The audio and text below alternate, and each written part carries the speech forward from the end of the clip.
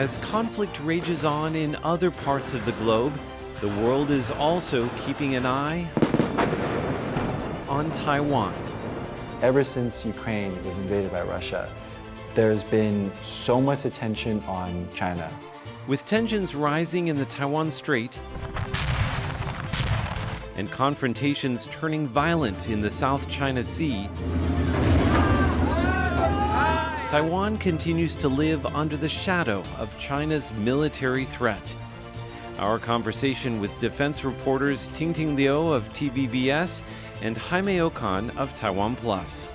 Do you think that Taiwan's military is learning about what has happened in Ukraine and what has happened in Gaza? This whole asymmetric thing is not one way. I think the Taiwanese military is actually scrambling to find methods to counter that.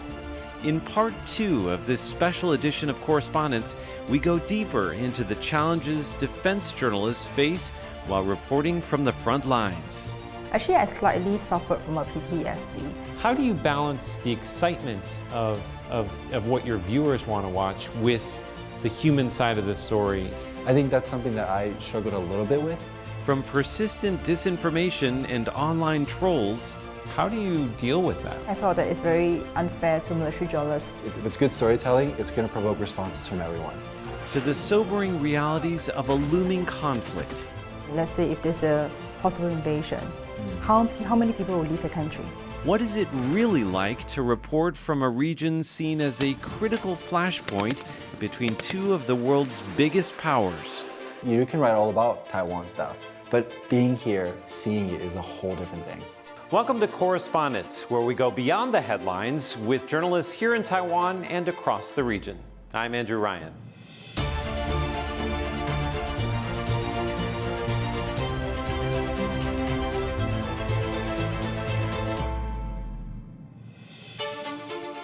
Like many newsrooms, TaiwanPlus has seen growing international interest in defense and security stories coming out of Taiwan. For defense reporters based here, this adds another layer of challenges to an already complex job. Today in our show, a continuation of my conversation with two reporters navigating those challenges. Tingting, who is a news anchor and the chief foreign affairs and military correspondent at TVBS, and Jaime Ocon, who has served as lead defense reporter at TaiwanPlus.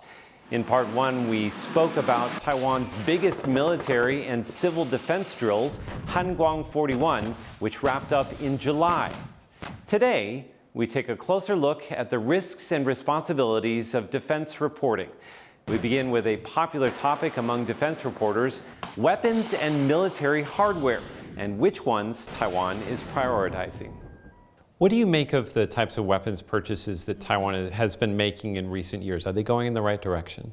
I think it's a fine balance between what we call asymmetrical and symmetrical kind of warfare.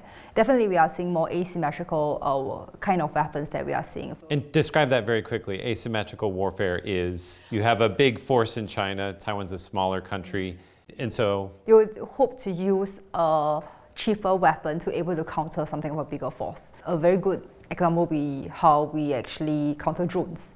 So we could use like small drones, small attack drones to counter a bigger force. We have actually more new items like the javelins, the FIM-92s, and also the Stingers. Yes, and this actually, we actually see them not only in the particular kind of military, we actually see them across the MPs. We also saw them in the Marines, and also within the Army. So it also shows that the amount we have to be able, to spread across the different units. I think that asymmetric strategy, really came about maybe like 2020, 2021. You have an asymmetric weapon, right? Doesn't mean that like it's done. You still need to use it in an asymmetric way. And I think that's one thing that I'm happy to see Taiwan going in that direction, that like it's no longer staying in one place, firing, and then like that's it. They're actually trying to figure out, okay, wait a minute, maybe we don't use it in this way, maybe we can do it this way. And they're really trying to like, it's almost like trial and error. Like one very, I think, striking image was when they tried to move that Patriot system in the streets. And it's a very big anti-air system, and they're kind of stuck on an intersection. I'm like, that right there shows you that you just can't use that street anymore. Now, part of the fun of the defense reporting beat is, learning about the weaponry, the boom booms as they're called in our newsroom, and kind of thinking about all the different possible scenarios in war games. But there's also a human side to wars or to invasions. How do you balance the excitement of what your viewers want to watch with the human side of the story and kind of the possibility for tragedy? When I was covering the story at the border of Ukraine, when we actually saw a lot of refugees. So I was there in March of 2022, where there were a lot of refugees coming out from Ukraine, and they moved the borders and they eventually moved across the country. We actually saw a lot of these young women around my age, 30, bringing up like 4 or 5 kids. And then they were actually wearing a lot of jewelries, and a lot of gold, a lot of pearls, a lot of diamonds, and when they're carrying our luggages. And it was just a very striking scene of like, you guys are actually trying to leave the country, trying to flee a war. Why are you like having all this expensive stuff? You need to be rich, then you can flee the war. Because prices have been so expensive, you will be unable to buy tickets. You don't have money to buy enough petrol to leave the country. I felt really sad, And then the thing is that you will see the number of female refugees from Ukraine in Poland is because the male had to stay in the country to fight a war.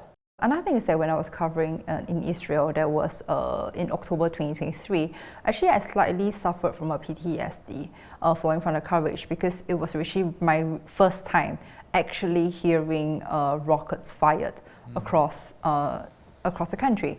And I would say that this PTSD only came after I finished my coverage and landed in Taiwan. I felt I'm a very brave person. I'm actually not very scared, when all this happened.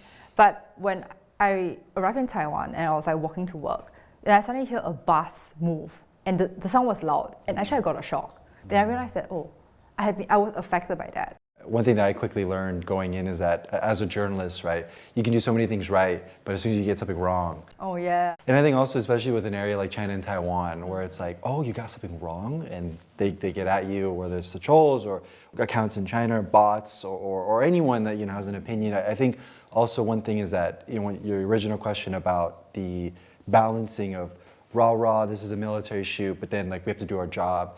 I think that's something that I struggled a little bit with, because being an American, I would love to help Taiwan as much as I can, right? Mm-hmm. My job is to tell the story of what is happening on the ground, how does it affect people, and let the people decide what it is. So it's cool to see a tank, it's cool to see a fighter jet, but removing yourself from the story to actually tell just what's on the ground and just what you're seeing, I thought was a bit of a lesson for me in the first couple of months. In this year's Hangguang, a couple of stories where I covered, there are trolls who intentionally put the wrong subtitles on screenshots of what I covered. And people will be brutal at me like, why do you say this wrong, kind of thing. And I'll be like, no, this is first thing, this subtitling is not done by us. And second thing, I didn't say it. And you need to look at the story, because sometimes they only see like a screenshot to think that, you did something wrong, but they fail to see the full picture. I should mention also about subtitling. So we've had a big conversation at TaiwanPlus about YouTube videos and whether or not we should have auto dubbing. And we've decided for all news videos, at least for now, as of recording time, that for news videos, we've turned that function off just because of those fears. I posted a video of reservists in a building doing some training, and it was day 2 of them. So they had just gotten their weapon, they'd just gotten their orders, and a lot of people took that video and said, look at Taiwan's military, look at the quality of their training. Yeah. But people don't realize that that was a taxi driver 2 days ago. Yeah, and they take it out of context. Yeah. And also it's very unfortunate. I mean, definitely there are areas where I felt the military should do better, but I could actually see that they are trying so hard. I encourage that and I give kudos to them. But at the same time I felt that it's very unfair to military journalists where we are trying to set things straight, set things right, but definitely there are people out there who do not have the same mindset as us. It feels like the online trolling and the criticism for journalists in particular has hit a crescendo in the last 2 years, maybe? Do you feel like, it feels like it's really hit a peak. I'm curious to know, how do you deal with that? Do you just ignore it? Do you try to refute it? Do you use your reporting as a way of explaining the truth? What's your way of dealing with that? If it is factually incorrect, I will be happy to admit it and have a wish be. There are some people on, let's say, YouTube comments where they actually ask a question to doubt my work. I'm happy to provide the facts. Actually, I'll give a very long reply, like to say that, okay, this is where I got this is how I got this, and this is why I did this, kind of thing. But if there are some people who just give you this kind of comments that is totally, well, I would say that it is very unhealthy ones. They just want to complain for the sake of complaining. I'll just ignore those and get on with my life. I take a bit of a different angle. I don't interact with anyone on social media unless it's a very good friend and I've met this person. I trust my team here in TaiwanPlus to, if I write a story and we help fact check it together, we've done our due diligence.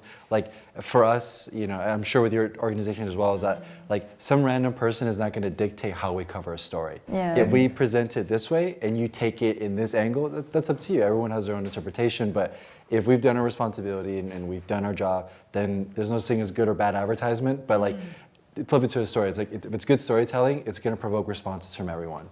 Now, both of you have been reporting on defense for several years. I know Jaime about 4 years, Tingting coming up on maybe 10 years. Do you guys remember your first time going out in the field to report on a defense story, and what the most memorable part of that experience was? I was able to board the aircraft carrier Ronald Reagan, CVN 76, in Singapore when they docked, and I think there was no doubt a very memorable experience for me. Because going on an aircraft carrier is actually something that not most people can do.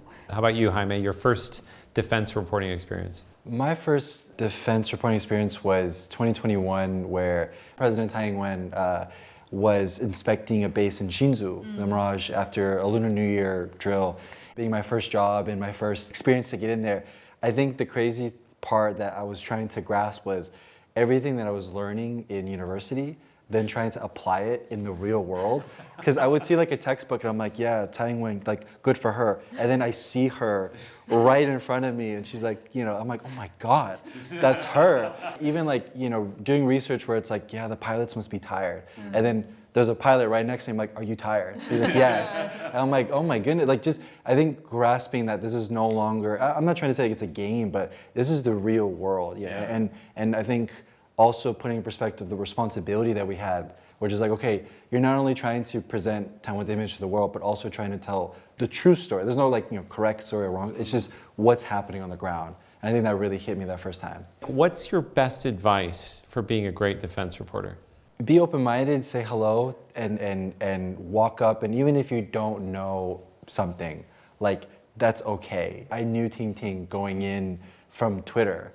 She was very active on the ADIZ stuff. I'm like, oh, she's pretty cool. And then when I saw her, I'm like, wait a minute, what's up? Picking a mentor who's in the field, who's done it for a while, understanding why they're doing what they're doing. Deadlines are different. The way we the way we do things are different. Equipment's different. But just not being afraid of going at it. That's just no fear. Jump in the plane even if you're afraid of flying. That kind of attitude. Yeah, how about you? Best advice for a defense reporter, how to be a great defense reporter? I feel they need to do a lot of homework. I'm very thankful for a lot of mentors in the field, very senior mentors.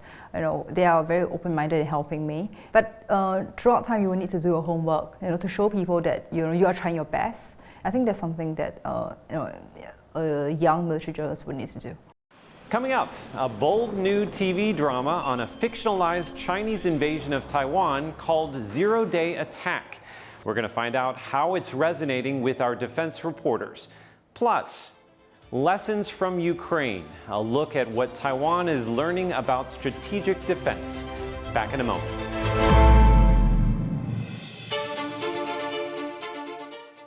Game on! Taiwan's national team takes the field, ready to conquer the World Baseball Classic qualifiers. Meanwhile, CPBL spring training is in full swing, with teams gearing up for an electrifying season. On the court, the stakes are higher than ever as basketball heads into its dramatic final stages. Athletes across the island are prepared to give their all in 2025. This is the moment. Game on, Taiwan.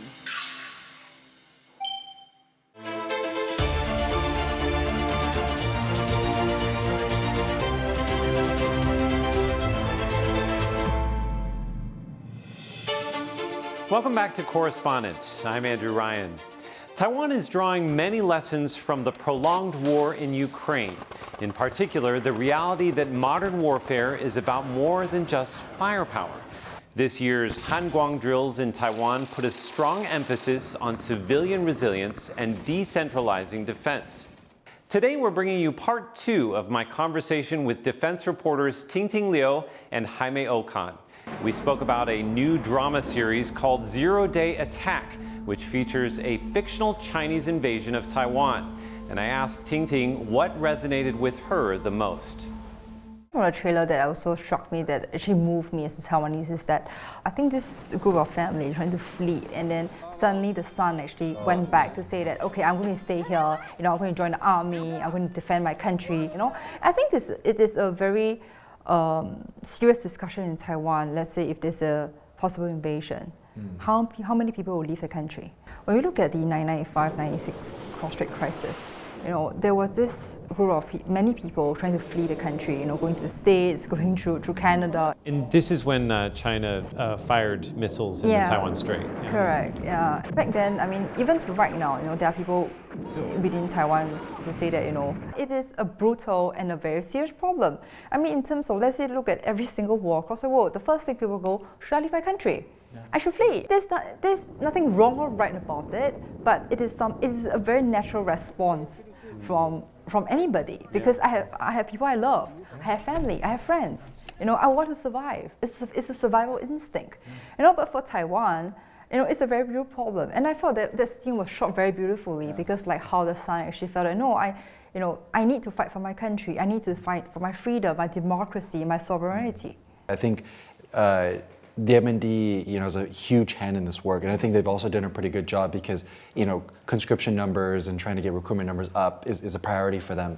I saw a bus and a billboard that had a military recruitment sign, and I was like, oh my God, that's amazing, because that's very rare to see that in Taiwan, where it's not like the United States, where maybe you go in and try to make a career out of it, and something where like at ball games, you stand up, you salute the flag, and you pay respect to soldiers. It wasn't until recently where now people who serve in the military now have priorities for airplane seating. And it's little things like that where it's like, wait a minute, serving my country actually might be a pretty viable and respected career. Do you think that Taiwan's military is learning about what has happened in Ukraine and what has happened in Gaza, and has taken lessons from that and incorporated them into their strategy? No, they have, because they actually have been more, I would say, aware of possible, let's say, drone attacks. I think it is something that I see in this year's Hanguang, where they have incorporated more drones, into their training. Definitely, when we talk about drones, definitely, unfortunately also, is that the PLA currently has actually more drones in terms of numbers against Taiwan. So how are you going to win this asymmetrical warfare against drones? So right now, I think the Taiwanese military is actually scrambling to find methods to counter that. And I think another thing is that, also back to the idea of what Jaime said earlier, is the idea of civil defense. People in Taiwan tend to think that, let's say if there's a natural disaster, I am going to maybe wait for the military to see what they can do to help us. But this year, they're actually trying to put the military people, doing what they are supposed to do as soldiers, while having more people on the ground, let's say police, law enforcement, volunteers, to work in terms of civil defense. And also, I think across Taiwan, starting from April, starting from Tainan, they actually have been doing this civil defense or preparedness exercise. So I covered a story on that, is that because I felt like some of these stations or these places where they try to put people to pick up their goods, I felt that it was actually quite unrealistic. They actually have civilians to pick up these necessities outside Taipei Dome, in an open area. Yeah, they had a table set up under like kind of a glass over awning, and it was in front of a big arena, the Taipei Dome, Yeah, but so I countered that, I was like, because when I was in Israel, Israel is a place where they are under constant rocket and missile attacks. So the air raid siren could go off any time, and there may be explosives planted. By having this set up in an open area, it actually put people in danger. So my question is that, why don't you put this in the arena, or for the Israelis who actually put it in underground car parks? And also when I was covering Israel, they actually, I think they got the expo, the Tel Aviv Expo, and they actually put all their goods and necessities and everything underground. So people would just need to drive in a car park to pick up whatever they need or donate whatever they wanted to, and they just leave. People also maybe don't quite recognize is that this whole asymmetric thing is not one way. Like an adversary can also use an asymmetric attack strategy on Taiwan. There was a couple of photos that surfaced of Taiwan's armored vehicles with the drone cages on top of it, and that was that's a lesson in Ukraine in the sense of if China was going to use a drone to take our armored vehicle, they're leveraging the asymmetric attack as well. And also, I think lessons from videos we've seen from Ukraine where Ukraine has used drones to take out these big bombers, right? I think Taiwan can maybe take a lesson there where it's like, okay, wait a minute, don't leave your aircraft out in the open. Invest in hardening shelters. There's definitely lessons to take. It's just, are they going to move on it, and are they going to move quickly on it? Up ahead in our show, Tingting Liu and Jaime Ocon share their personal reflections on reporting about Taiwan and what it's like to be on the front lines of a major flashpoint in regional tensions. Stay with us. We'll be back in a moment.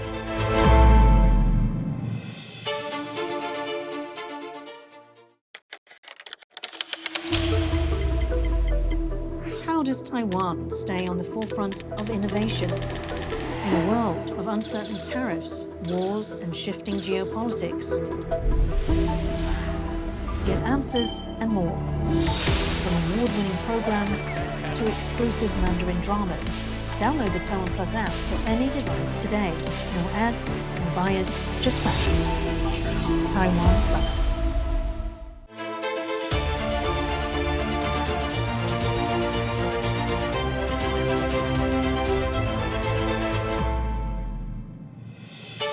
Welcome back to Correspondents. I'm Andrew Ryan. Now more than ever, journalists play a critical role in sharing Taiwan's voice in the global discourse as tensions in the Taiwan Strait continue to simmer. So how do defense reporters Tingting Liu from TVBS and Jaime Ocon from TaiwanPlus see the value of the work they do? First, a look at TaiwanPlus's new defense docuseries, Frontline Taiwan. I asked Jaime Ocon why it's important for the world to see this series. We speak to, former, military officials and people who have been on the ground in the military who say they have eyes on Taiwan and China. One quote I really like was from one analyst. I won't say his name, you have to watch the episode. But one analyst says that ever since Ukraine was invaded by Russia, there's been so much attention on China and what they're doing that it's almost like a flashlight.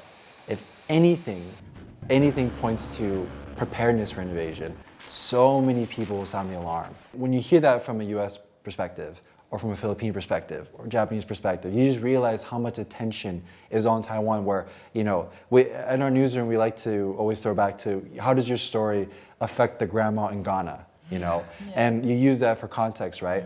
Well, when you look at something like Taiwan, it will absolutely affect you, whether it's an economic value or a human value, but it matters. And I think it was really important to do this kind of series. Why is this project special for you?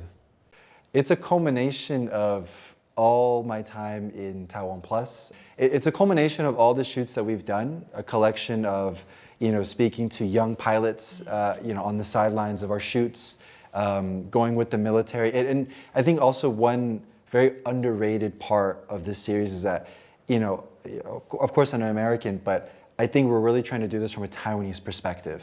We're not, I think too many times we've heard words like, oh, the US is telling us we need to do X, Y, and Z.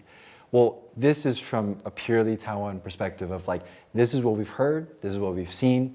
Yes, we have US analysts that talk about what's going on. We have Taiwanese analysts as well, but it's a pretty solid consensus of here are the issues we need to solve, and and here's how we're going to do it. I want to finish today by asking what's on the horizon for you, Tingting. For me, it's that definitely there'll be more military and foreign affairs coverage for me. I'll be probably back to the daily grind, and definitely, and continue to see how the Taiwanese military trying to enhance their capabilities. So that's one thing I'm definitely looking at, and also covering more foreign affairs stories. I mean, definitely the rest of the year. And then we are trying to see whether the new F-16CD Block 70s are going to finally arrive in Taiwan. That's one thing that we're eyeing out for. What is the most indelible memory that you have from your years of reporting? And I'm going to ask you in a moment too. I think it's a determination to tell the story right and correct. I actually like working with the military personnel, be it in the US or in Taiwan, where we actually try to get information and just tell the story right and correct. on my phone trying to script out what I'm gonna say. And the wind is so strong from the helicopter, you're blowing away and you're holding the camera. And then, you know, I'm trying to figure out like, oh, I shouldn't say that. And you think to yourself like, why are you correcting yourself? Well, it's because there's a better way to tell the story. That dedication and grind, like I almost got a little emotional because I'm like, oh my goodness, like this is it. And one thing I've heard from DC is that there's too many China and Taiwan experts that don't speak Chinese. And it's like when you're in DC, you can write all about Taiwan stuff, but being here, seeing it is a whole different thing. Our thanks once again to Tingting Liu of TVBS and Jaime Ocon of TaiwanPlus.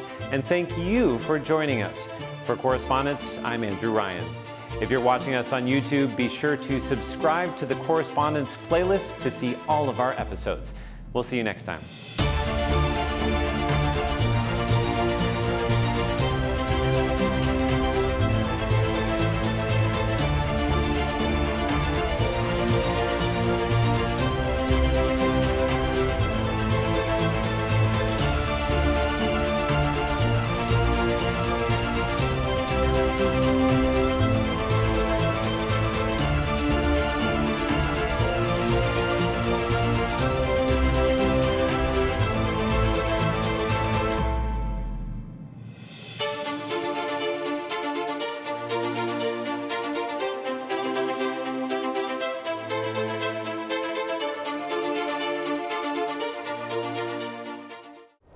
Is there a place you've been searching for?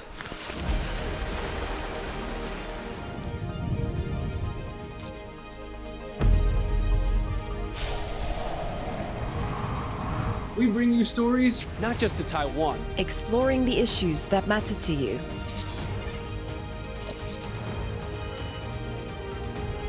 This is a journey that will move you. Our stories are all connected. TaiwanPlus.